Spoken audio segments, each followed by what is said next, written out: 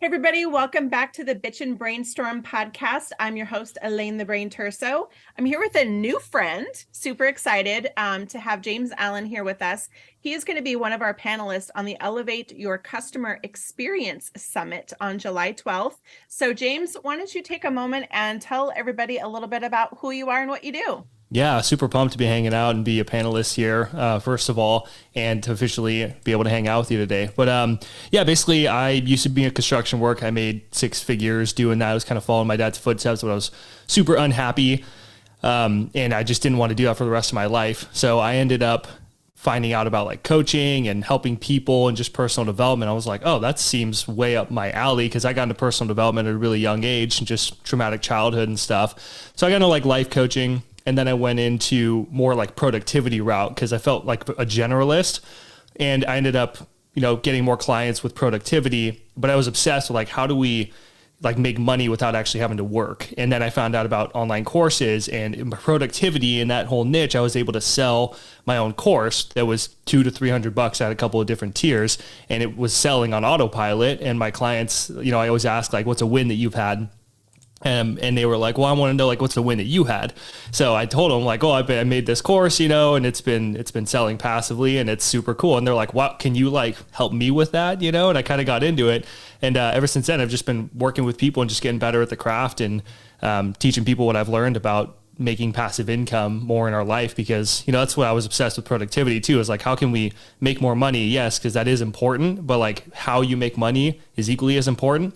And then being able to have systems that can do the whole thing for you is even better. That's like ultimate productivity, because like you can make money while you're sleeping. And I've experienced that, and it's just like amazing. Mm-hmm. So customer experience is massive, and being able to think about the different touch points in every piece of it. And I think when you really get that dialed in, and when I really did, and the things that I learned about customer experience is what really makes it all work together, because there's people who try it and then they don't make it work, but then they're missing out on each touch point and the whole customer experience as a whole.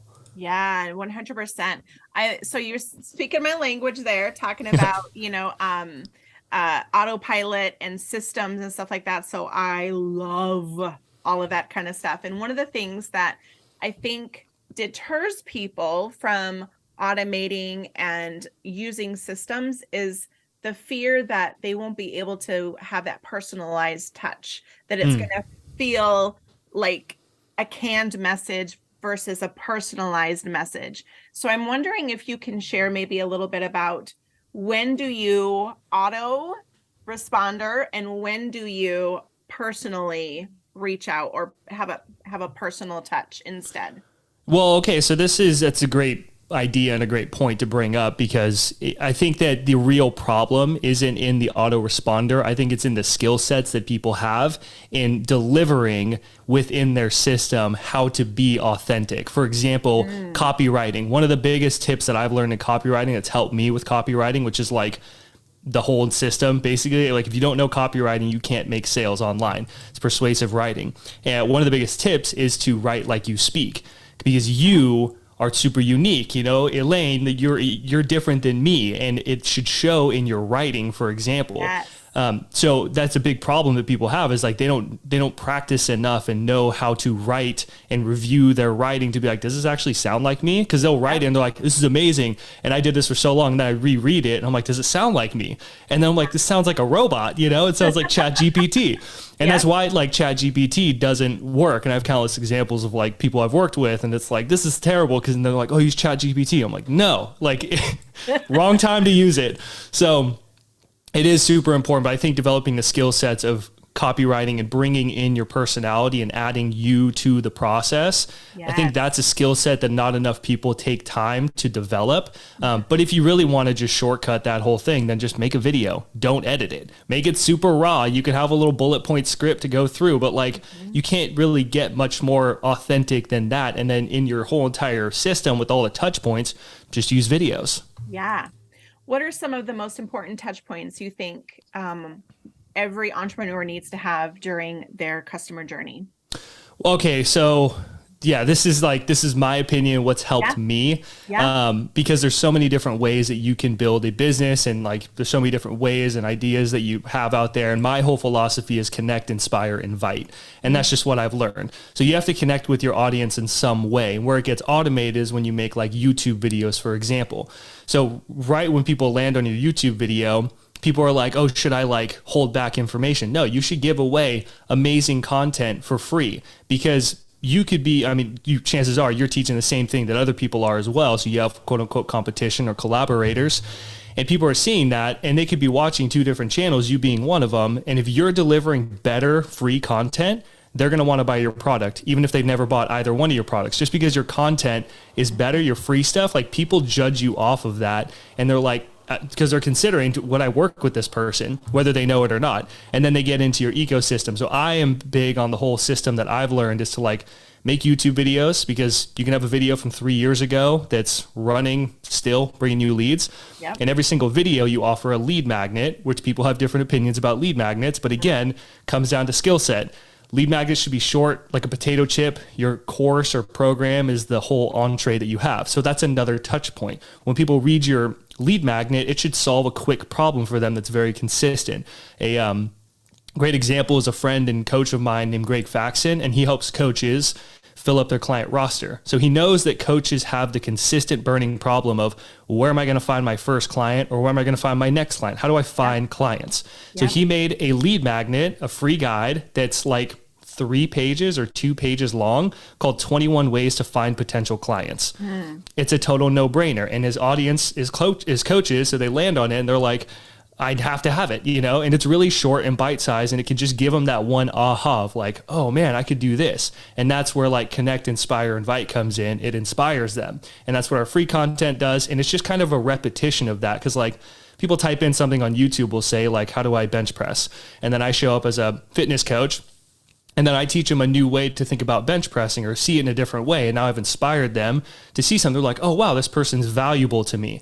And then inside of the content, I say, by the way, I have a free guide that walks you through how to get the most out of your strength training. Just go to this website and pick it up.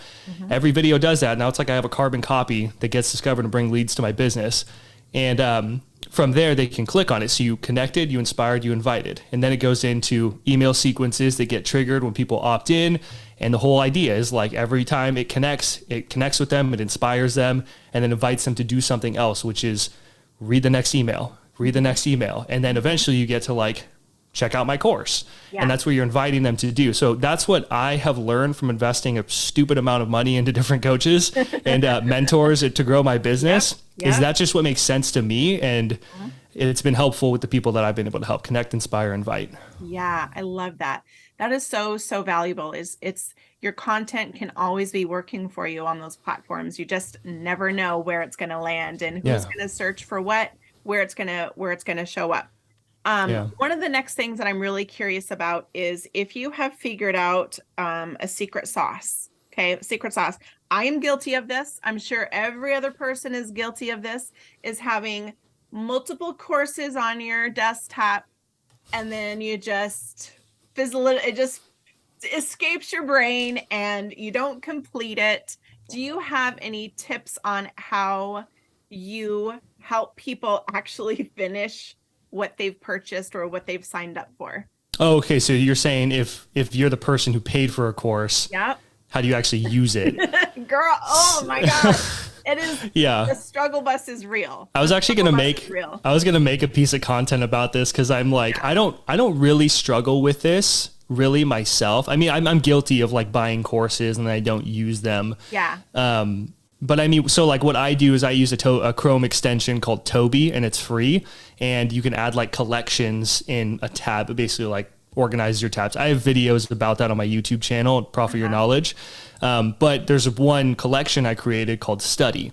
So I have the different courses that I've purchased, and the ones that I, find the most valuable, obviously, I just put inside of this little collection that I have. And from there, I can pick whichever one is relevant to me.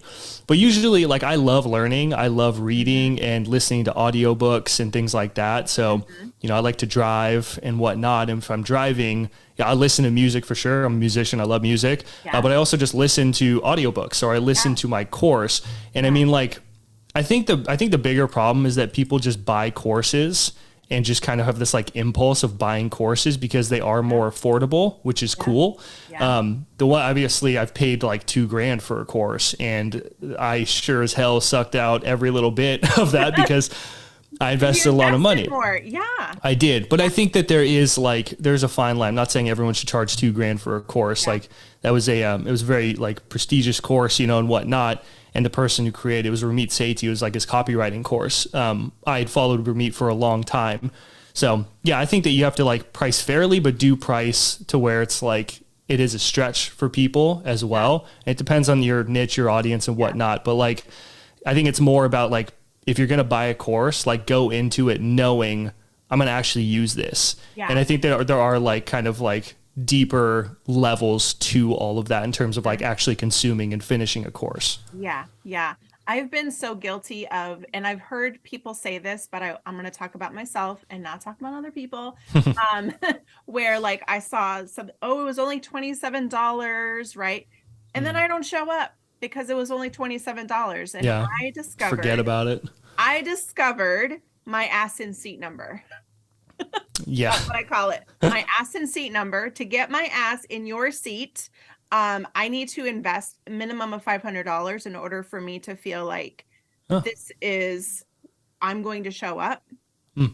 That's awesome. For $47, I'm not showing up.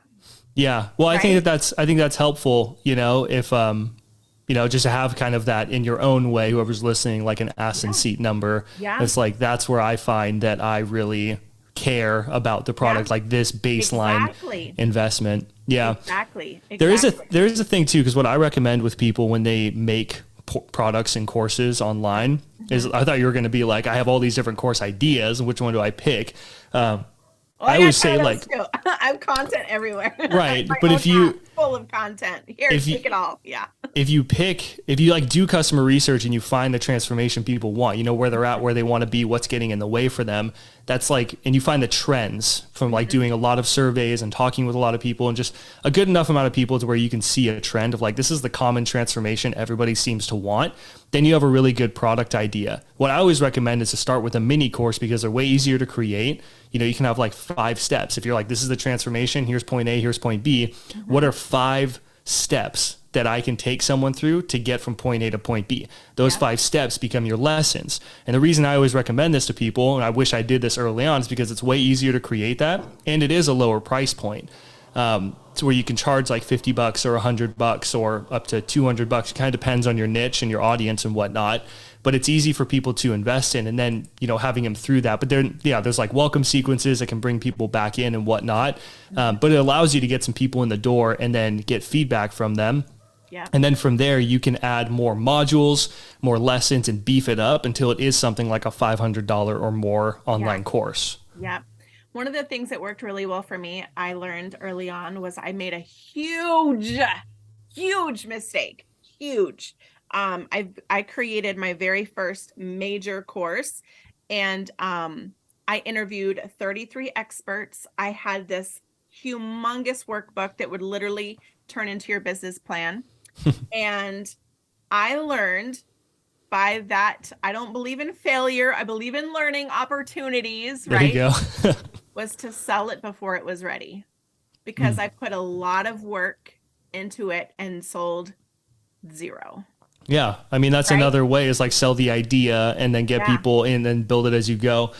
That works too. You need to be a day ahead. Yeah. I mean, really, I find that that's like a lot of pressure. It doesn't always work for everybody, but if it does work for you, then like, I mean, some people need kind of that like deadline to actually get something going. So it is an option. I'm more of a fan of like, I like to take my time personally, where like I do my study, I have my research document, I kind of like plan it out, but start with a mini course. Now that's what I do. Because before I just would freaking build these huge ass courses, and like I didn't do customer research. I was like, you just build it and they'll come, right? It's like, no, that's not how it works. Right. Exactly. Yeah. And I think that's something that a lot of people think, that they can just create a course and that it will just sell itself. It's from me, so people want it. It's like, well, not really, like kind of. Right. There's so much. I think there's just so much more that goes behind all of that. So What would be your, as we kind of finish up here, what would be your number one takeaway or piece of advice that you would give to somebody who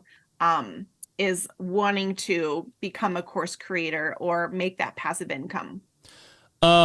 I guess to like encompass everything that we have here and that we've talked about is to really like put your audience first. And I was reading a book recently called Influence, but it was the Go Giver, like influence version. You talked about influence, and it was just about like putting other people's kind of needs first when it comes to like your success. And I think that it's really, I probably butchered that, but that's the rough idea.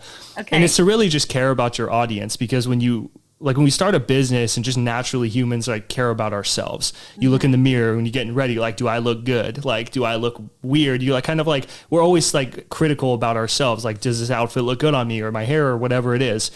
And it's just kind of like a natural habit for people to think about ourselves, but to shift to focus on like finding a big problem that you want to solve and that a lot of people have, and you passionately are just like, I want to figure this out. For me, it was like, how do you make money online and not have to be working all the time?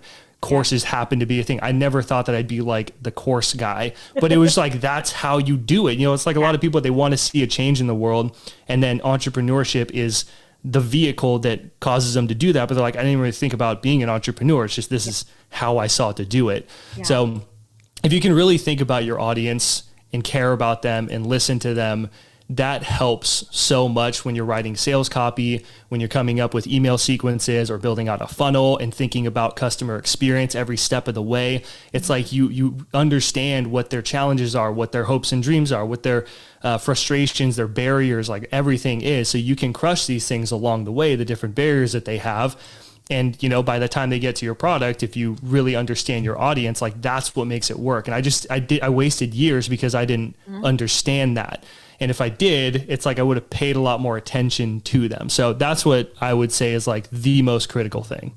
Yeah, 100%. I was talking with another one of our panelists, Cameron, who kind of has a similar philosophy, as being obsessed with your customers. Yeah. Who's this Cameron guy? I gotta meet him. Yeah. He was on our last in our last summit too. But he has a concierge app in Arizona called the Swiftly team, and basically does concierge services like errand services and stuff like that. But kind of more above and beyond that. And he's British, so he's always traveling back and forth. So he's super, super duper great guy. I would totally love to connect you. Yeah. But he has a very similar philosophy of being obsessed with your customer. And I love it. I feel like that's exactly what you're saying too. So you guys are totally in a line. I love it. Yeah. Well, I think that's what business is about. Yep. And even in my email sequence, like I have the subject line is like, no one cares about your business, and that's what it's about. Exactly. But it's like, it's like follow your passion is what we hear all the time. And it's like, this is why it sucks, because you just kind of blindly follow your passion. You get into business because you're thinking about you. It's like looking in the mirror again. Yep. And you're like, this is something that I think is helpful, but it's like, nobody cares. No one cares until they can see the value for them. And that comes from listening to your audience and listening to the people and giving them what they want. That is a mic drop moment. Love, love, love it. Boom, dropping all the bombs. I love it. Thank you so much for coming to hang out. It was really great to meet you. I cannot wait to continue this discussion in our panel. So be sure to come check it out July 12th. We'll see you guys there. ElevateYourCustomerExperience.com.